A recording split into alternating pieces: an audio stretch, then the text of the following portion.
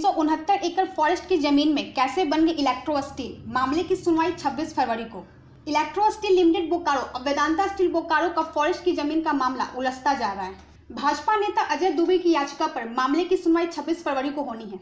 इस high profile case में झारखंड राज्य प्रदूषण नियंत्रण परिषद ने वेदांता स्टील लिमिटेड को फैक्ट्री चालू करने के लिए कंसेंट टू ऑपरेट देने से मना कर दिया है। नियमों के अनुसार की गई कार्रवाई को अब भी कंपनी प्रबंधन चैलेंज कर रही है। तत्कालीन रघुवर दास सरकार के कार्यकाल में इस मामले को क्लियरेंस देने के लिए अधिकारियों, वन विभाग के सचिव समेत कई अन्य को दबाव भी डाला गया। यहाँ तक कि नेशनल ग्रीन ट्रिब्यूनल ने भी मामले की सुनवाई करने से इसलिए इनकार कर दिया क्योंकि यह झारखंड के कोर्ट में विचाराधीन है। लोकायुक्त के यहाँ शिकायत पर मामले का खुलासा हुआ था, जिसमें बोकारो के 369 एकड़ वन विभाग की जमीन के इंक्रोचमेंट का मामला सामने आया था।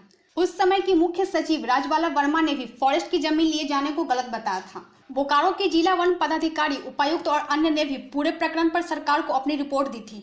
कंपनी के अध्यक्ष अनिल अग्रवाल, जिनके संबंध केंद्र सरकार से काफी अच्छे हैं, इस मामले पर एडवोकेट अनुभा रावत भी बार बार कोर्ट की पेचीदगियां लगातार बढ़ा रही हैं। इस मामले की खनक पीएमओ, गृह मंत्रालय से लेकर सभी जगह पहुंची, पर अब तक राहत नहीं मिल पाई है। तत्कालीन मुख्यमंत्री तो इलेक्ट्रो स्टील के पक्ष को ही सही मानकर कार्रवाई करने का निर्देश दिया था। यह भी कहा जाता है कि उनके पास यह फाइल 6 महीने से अधिक समय तक पड़ी रही।